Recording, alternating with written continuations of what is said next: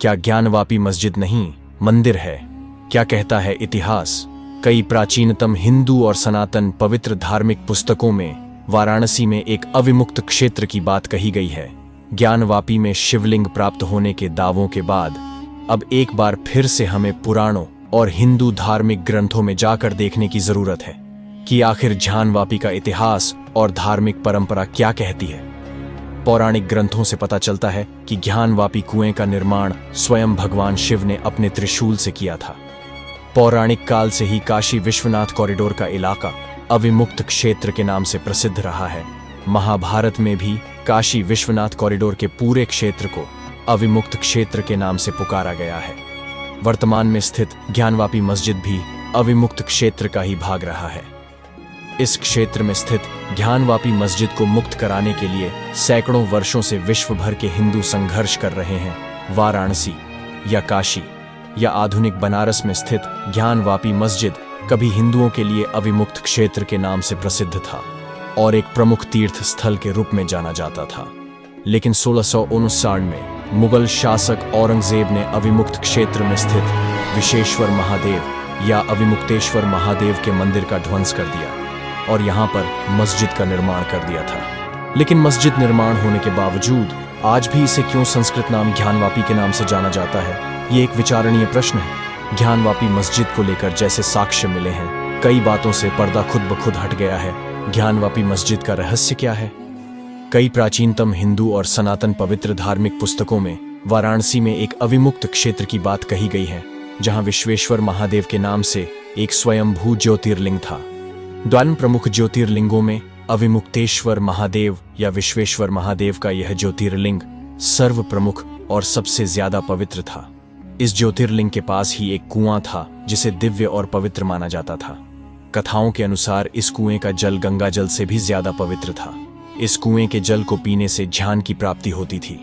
संस्कृत भाषा के अनुसार वापी का अर्थ कुआं होता है और इस कुएं के जल के ज्ञान की प्राप्ति होती है, इसलिए इसे ज्ञानवापी अर्थात ज्ञान का कुआं भी कहा जाता था। ऐसी मान्यता भी है कि ज्ञानवापी कुएं का पवित्र जल पीते ही मनुष्य के हृदय में 3 ज्योतिरूप लिंगों का आविर्भाव होता है और उससे मनुष्य की आत्मा शुद्ध हो जाती है। महाभारत में ज्ञानवापी मस्जिद के कुएं का उल्लेख तीर्थों के बारे में सबसे पहले उल्लेख महाभारत में मिलता है। इससे पूर्व के किसी भी ग्रंथ में किसी भी तीर्थ की महिमा नहीं बताई गई है। महाभारत के वन पर्व के अध्याय 84 में वाराणसी तीर्थ में वर्तमान काशी विश्वनाथ कॉरिडोर इलाके में स्थित ज्ञानवापी कुएं का जिक्र किसी अन्य नाम से किया गया है। वन पर्व के तीर्थयात्रा पर्व के अध्यायों में प्रसंग है कि जब युधिष्ठिर और अन्य पांडव वनवास काट रहे थे, तब अर्जुन अस्त्र शस्त्रों की शिक्षा लेने के लिए स्वर्ग में वास कर रहे थे, के लौटने का इंतजार कर रहे थे। तब युधिष्ठिर ने अर्जुन के लौटने से पहले तीर्थ यात्रा करने का संकल्प लिया। युधिष्ठिर के इस विचार को जानकर देवर्षि नारद उनके पास आए और उन्होंने युधिष्ठिर को भीष्म और पुलत्स्य ऋषि के बीच का वो संवाद सुनाया जिसमें विभिन्न तीर्थों की महिमा गाई गई थी। देवर्षि नारद युधिष्ठिर को बताते हैं कि भीष्म के व्रत आदि से प्रसन्न होकर पुलस्त्य ऋषि ने भीष्म को विभिन्न तीर्थों की महिमा बताते हुए वाराणसी के अविमुक्त क्षेत्र की महिमा बताई। ततो वाराणसी गत्वा अर्चयित्वा वृषध्वजम कपिला हृदय नरः स्नात्वा राजसूयम वाप्नुयात। अर्थ, तदंतर वाराणसी तीर्थ में जाकर भगवान शंकर की पूजा करे और कपिला हृदय में गोता लगाए। इससे मनुष्य को राजसूय यज्ञ का फल प्राप्त होता है। अविमुक्त समासाद्य तीर्थ सेवी कुर्द्वः दर्शनाद देवदेवस्य मुच्यते ब्रह्म हत्या प्राणानुत्सृज्य तत्रैव मोक्षम प्राप्तोति मानवः। अर्थ, कुरुश्रेष्ठ। अविमुक्त तीर्थ में जाकर तीर्थ सेवी मनुष्य देवों के देव महादेव जी का दर्शन मात्र करके ब्रह्म हत्या के पाप से मुक्त हो जाता है। वहीं प्राण त्याग कर मनुष्य को मोक्ष की प्राप्ति हो जाती है। यहाँ स्थित अविमुक्तेश्वर ज्योतिर्लिंग को आदिलिंग भी कहा जाता है। मुस्लिमों के द्वारा काशी विश्वनाथ मंदिर को तोड़ा जाना सबसे पहले 1154 में मोहम्मद गौरी के सैनिकों के द्वारा इस मंदिर पर हमला कर इसे लूटा गया और मंदिर को तोड़ा गया। इसे हालांकि दोबारा फिर से निर्मित किया गया, लेकिन जौनपुर के शर्की सुल्तानों, जिन्होंने जौनपुर के ही अटाला देवी के मंदिर को तोड़कर मस्जिद बना दिया गया था, उन्होंने ही एक बार फिर काशी विश्वनाथ मंदिर पर हमला किया और इसे तोड़ दिया। जिस सुल्तान ने विश्वनाथ मंदिर को तोड़ा उसका नाम सुल्तान महमूद था। अकबर के शासनकाल में उनके वित्त मंत्री राजा टोडरमल ने फिर से विश्वनाथ मंदिर का पुनर्निर्माण किया। जब शाहजहां आगरा की गद्दी पर बादशाह बना तो उसके कुछ काल बाद 1632 ईस्वी में फिर से विश्वनाथ मंदिर पर हमला करने के लिए अपनी सेना भेजी। लेकिन काशी के हिंदुओं के विरोध की वजह से काशी विश्वनाथ मंदिर को तोड़ने में मुगल सफल नहीं हो सके।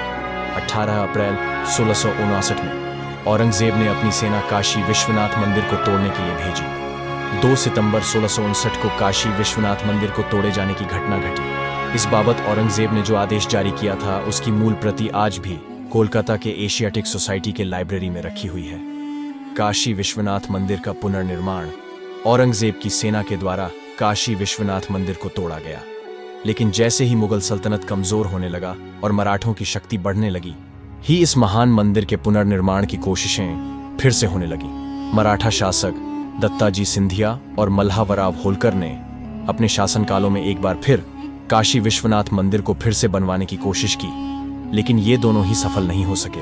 आखिर में इंदौर की महारानी अहिल्याबाई होलकर ने 1777 से 1780 के बीच काशी विश्वनाथ मंदिर का पुनर्निर्माण कराया। हालांकि मंदिर आज भी अपने मूल स्थान पर पूरी तरह से स्थापित नहीं है और अविमुक्त क्षेत्र में ज्ञानवापी के साथ आज भी मस्जिद स्थित है।